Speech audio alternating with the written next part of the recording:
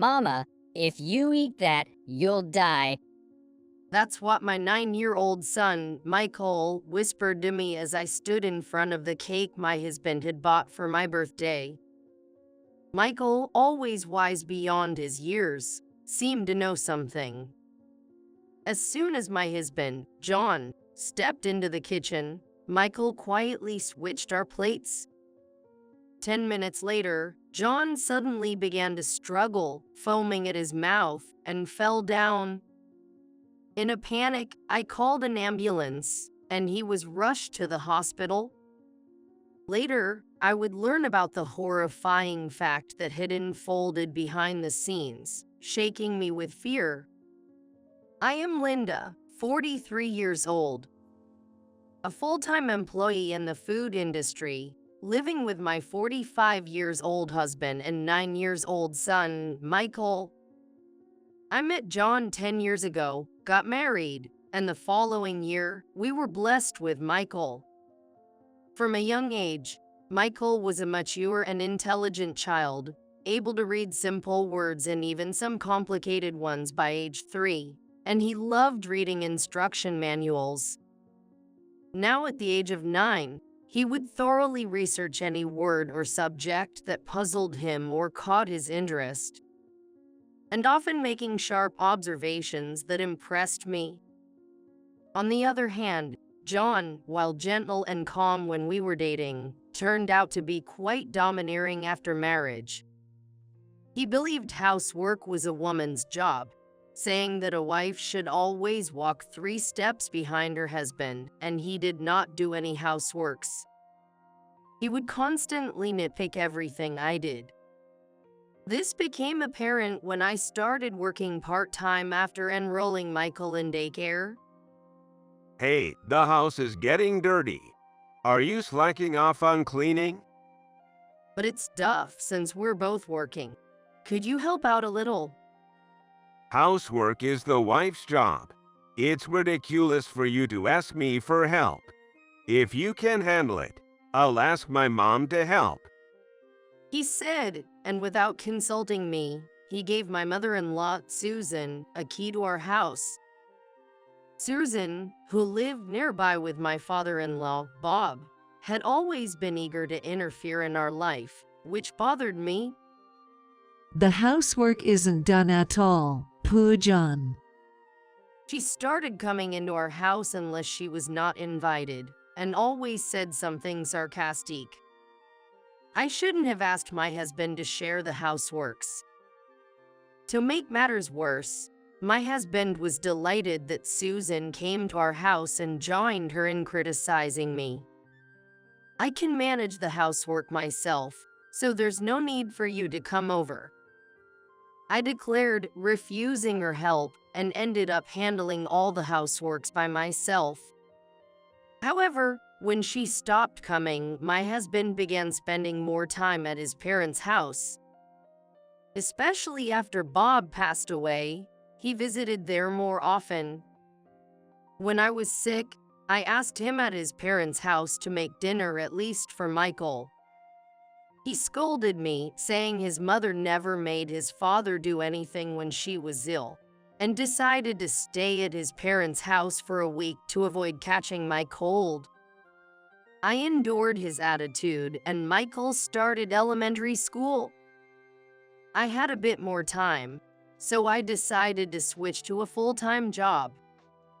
I felt insecure about my marriage and wanted to be financially independent in case of any uncertainties. It's fine if you become a full-time employee, but don't slack off on housework. John said predictably, offering no help at all. It seemed like he had complained to Susan again. John is complaining that the housework isn't getting done, so I've decided to come over and help. Thus, she started coming over again, repeated sarcastic comments every time she saw me.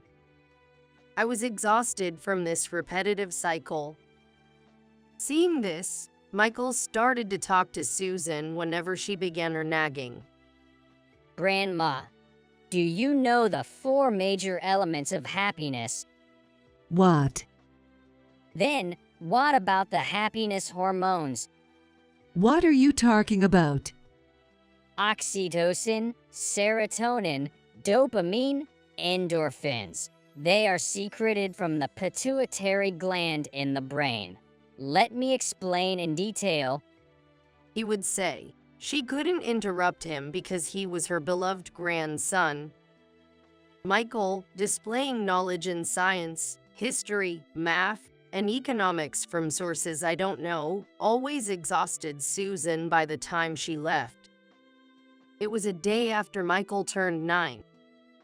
John brought a cake for my birthday. Until then, John always bought expensive brand bags and clothes for Susan on her birthdays, but had never bought anything for me since our marriage. So I was surprised by this cake. He was extremely in a good mood, saying a soulless speech. "Thank you for everything. I love you." I chose your favorite tart for the birthday cake. He said cheerfully while serving it. "Michael, let's eat cake." After John came home, Michael quickly went to his room. When I knocked and opened the door, he was researching something on the old computer I had given him. I'll be right there. Wait for me. Then, as soon as he sat down, he whispered to me, Mama, if you eat that, you'll die. "What? What do you mean?" I'll explain later. Just trust me for now. He said firmly, looking into my eyes.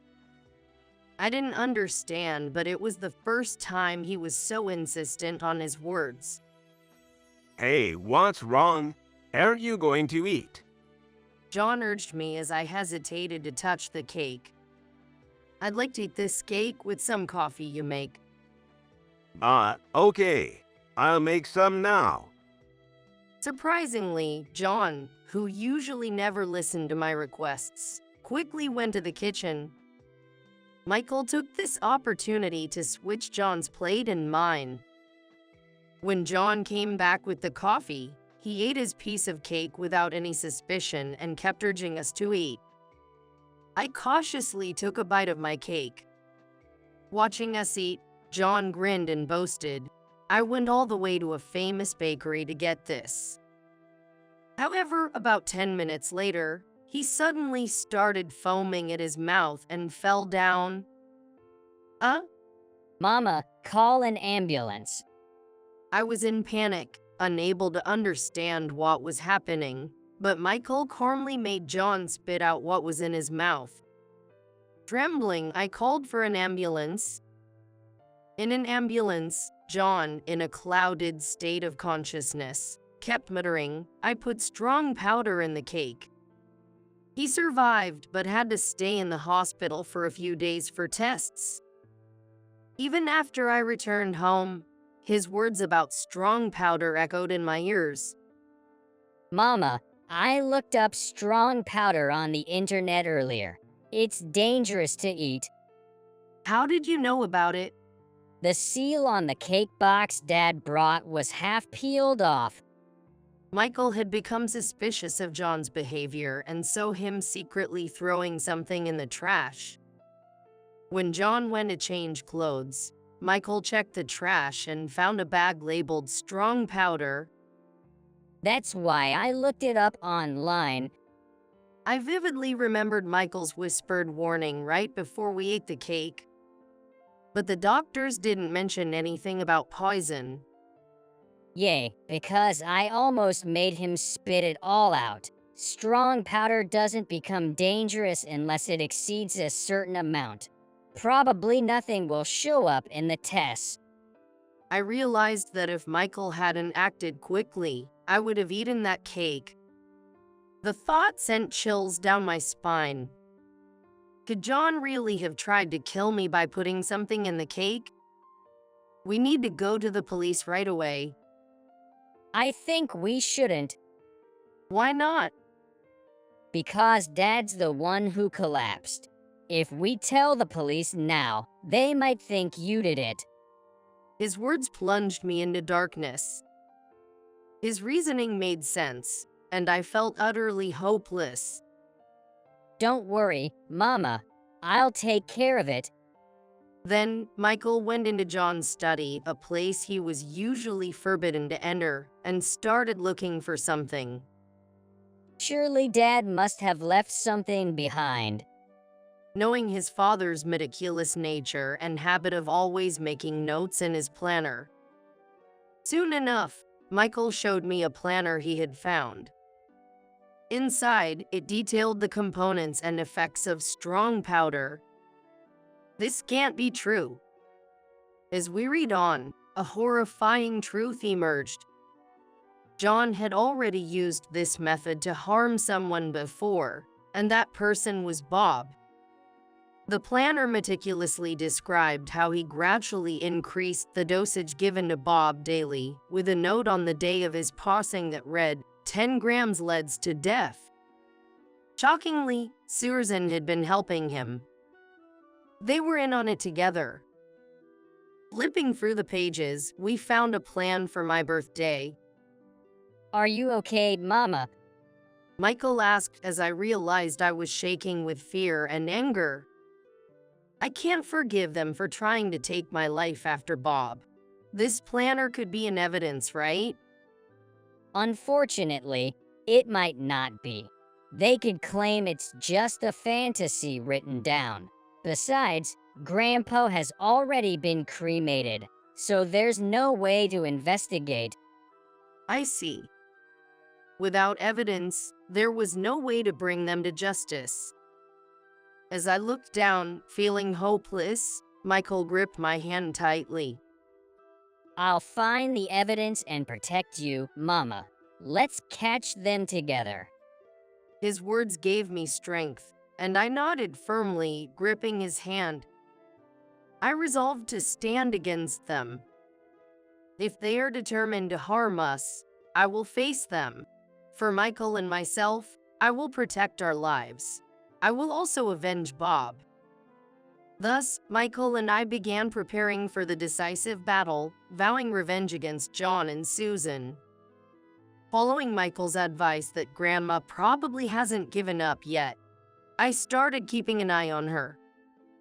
While she visited John in the hospital every day, one day she headed to a busy downtown area, several stations away from the nearest station to her house.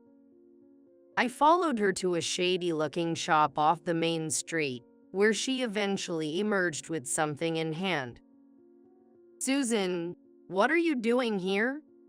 I approached her on the main street, pretending to bump into her by chance. Startled, she turned around.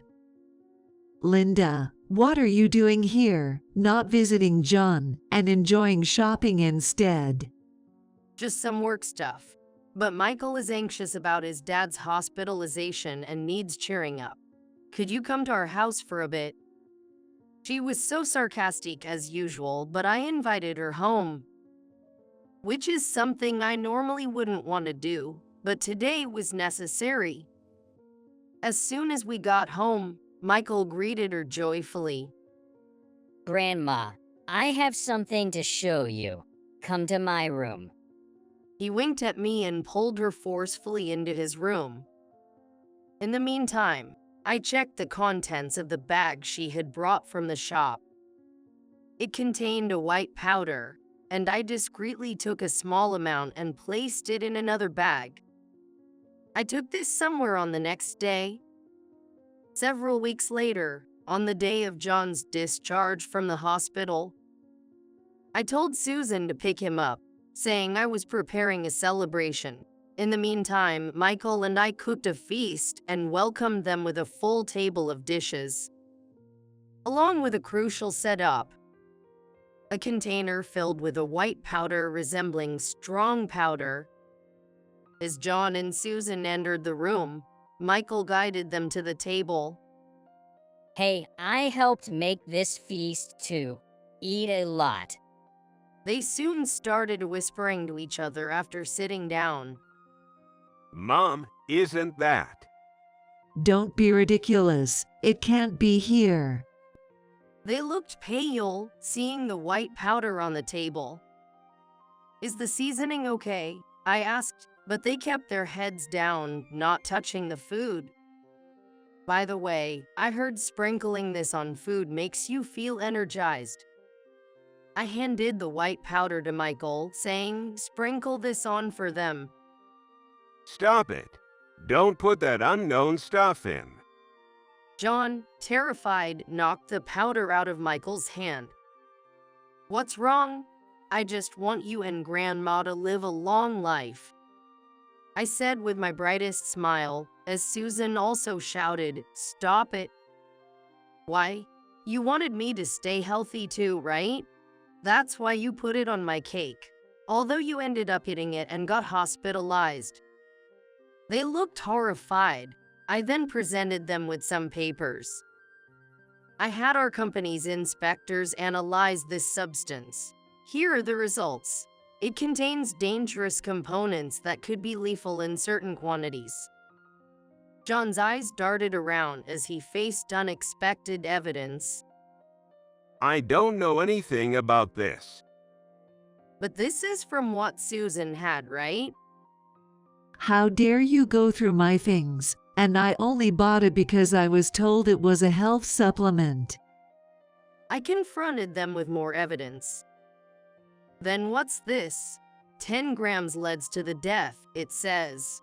This date is the day Bob was taken by ambulance, right? I placed a copy of John's planner on the table. After a moment of silence, John started to speak, defeated. Dad was in the way. He didn't like how close Mom and I were, always meddling in everything we did. Exactly. He was always getting between us and was so annoying. Couldn't stand him. They probably resented Bob for worrying about his son's dependency on Susan and intervening. I was appalled by their selfish motives. Having succeeded once without getting caught, they now aim to send me to death too. You're also an eyesore. Right, you're in the way of me and my son. That's no excuse to kill someone. What you did is a crime. I'm calling the police and submitting this evidence. You think we'll let you do that? Suddenly, John burned the documents with a lighter. There's no evidence now. The police will just think it's a delusional story of a daughter-in-law's revenge. As John smugly approached me, Michael coolly pointed out, Dad, that's just a copy, and I've recorded our entire conversation on a voice recorder, which is more than enough evidence. John turned pale and muttered, no way, while Susan desperately said, we were so close to getting rid of the nuisance. Dad, I can't believe you'd attempt such a sloppy plan. No matter what you plan, it's bound to fail with me by Mom's side. Michael said. He then laid out a meticulous plan, leaving them speechless. Well, I called the police. I advised Michael. Your dad can never do as you plan since he has been a mama's boy who can't stand on his own. Don't be like me. Use your knowledge rightly. Of course, Mom. Don't worry. John and Susan, silent the whole time, finally spoke. We don't need a husband father like him in our lives. Don't say that. We're sorry. Please don't call the police. Yes, we apologize. But it was too late for their sudden apologies. Reflect on your actions in jail. Goodbye. As the police arrived and took them away, they were crying and screaming. The copy of the planner and the voice recording served as evidence, leading to their arrest. The shop where Susan bought the poison was also investigated, and the owner was also arrested. Following a divorce from John, I claimed $20,000 each from him and Susan as compensation, forcing them to sell their house to pay it, with nowhere to return after prison. I left the house where Michael and I had lived. Mom, you fulfill all four elements of happiness. You're bound to be happy. I guarantee it. Is that so? But I'm happy because you've helped me and set me free. Smiling together, we were determined to live our lives to the fullest.